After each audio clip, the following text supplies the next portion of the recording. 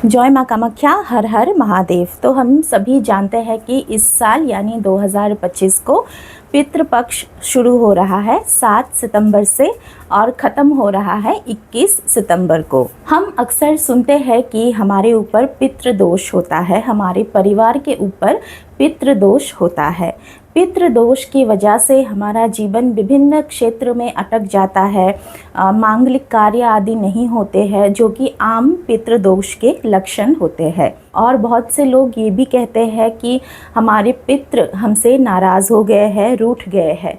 तो पितृ देवता आखिर हमसे सच में क्या नाराज़ होते हैं? क्या वो सच में हमसे रूठ जाते हैं और हमारे जीवन में दोष लगा देते हैं?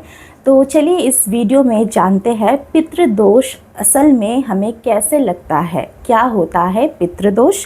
तो इसी विषय में आज इस वीडियो में बात करेंगे।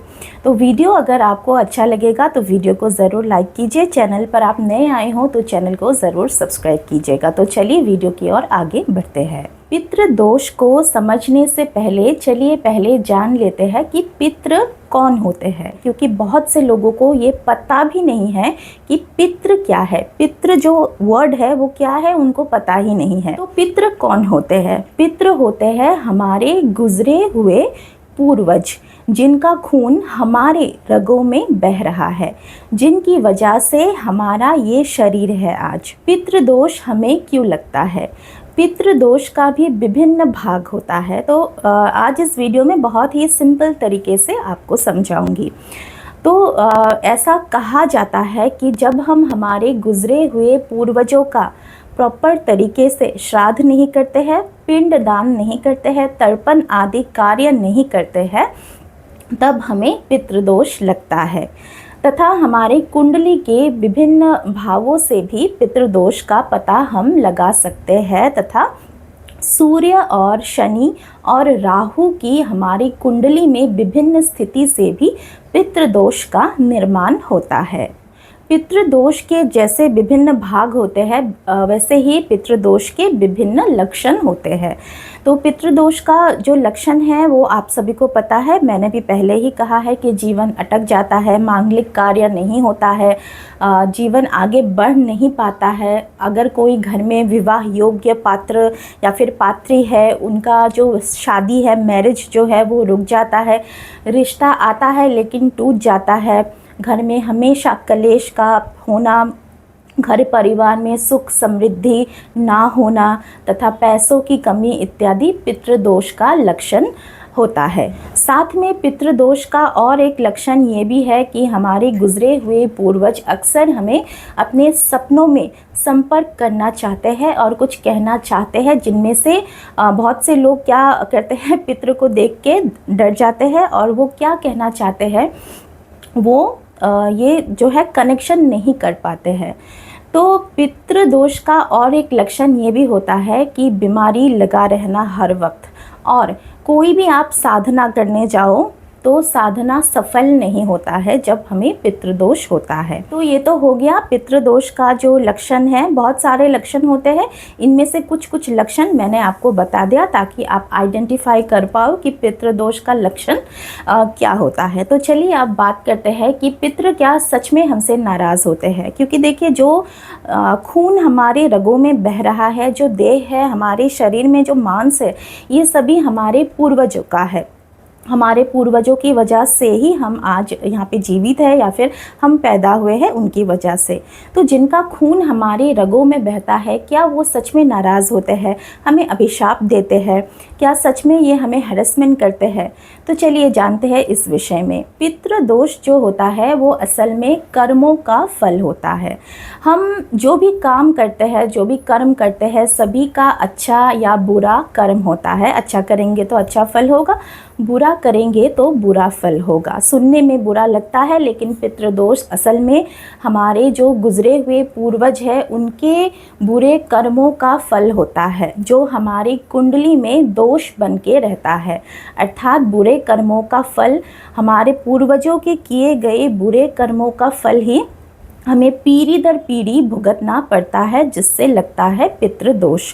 और पितृदोष जो है वो पीढ़ी दर पीढ़ी बढ़ता है। जैसे कि अगर आपका पितृदोष है तो आपका जो बेटा है या फिर बेटी है उनका भी कुंडली में पितृदोष बनेगा, और उनके भी आगे जो जनरेशन्स आएंगी, पीढ़ी आएंगी, उनके कुंडली में भी पितृदोष बनता चला जाएगा। इसीलिए पितृदोष का निवारण करना बहुत ज़्यादा ज़रूरी है। तो जैसा कि अभी मैंने कहा कि पितृदोष तब बनता है जब हमारे गुजरे हुए पूर्वज कुछ बुरा काम करते हैं और उनके फल स्वरूप जो बुरा फल है वो हमें इस जीवन में भुगतना पड़ता है, और वही होता है पितृदोष। तो जो पितृ होते हैं वो हमसे ये अपेक्षा रखते हैं कि हम उनके जो बुरे कार्य होते हैं वो बुरे कार्य सही कार्य में बदल के उन्हें जो है मुक्ति तथा मोक्ष की रास्ते तक आगे लेके जाए। तो जब भी हम श्राद्ध करते हैं, पिंड दान करते हैं, हम कहते हैं कि पितरों को मुक्ति मिलता है, मोक्ष की प्राप्ति होता है। साथ ही साथ हमारे शास्त्रों में ये भी विधान है कि पितरों को लेके या फिर पितरों को स्मरण करके दान करना बहुत ही ज़्यादा ज़रूरी है। आप चाहे पिंड दान करो या ना करो, श्राद्ध करो या ना करो, लेकिन पितरों के लिए, पितरों के निमित्त हमें ज़रूरी से दान पुण्य आदि कर्म करके जो उनके किए गए बुरे कर्मों का फल होता है उसे हम एक हद तक कम कर सके। तो कहने का अर्थ यही है कि पितृदोष जो है वो अभिशाप एक्चुअली है भी और नहीं भी। पितृ हमें डायरेक्टली जो है वो अभिशाप नहीं देते हैं या फिर श्राप नहीं देते हैं, हमारे जीवन को अटकाते नहीं हैं, लेकिन जो उनके किए गए बुरे कर्मों का फल है वो हमें भुगतना पड़ता है, जिससे कहा जाता है पितृदोष।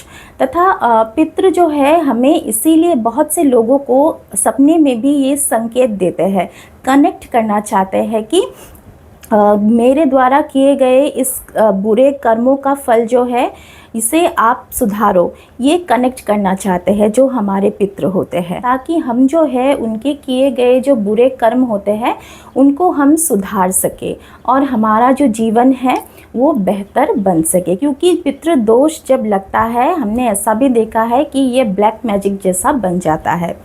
किसी ने आपको लगेगा किसी ने आपके ऊपर तंत्र बाधा किया है, काला जादू किया है, लेकिन जब चेक किया जाता है तो अक्सर देखा जाता है कि जो है कोई भी तंत्र बाधा नहीं है, कोई भी किसी ने भी ब्लैक मैजिक नहीं किया है, बल्कि पितृदोष होता है। किसी के पास अपनी जन्म कुंडली नहीं भी हो तो इन सारे लक्षणों को देख के पितृदोष का आप पता कर सकते हैं।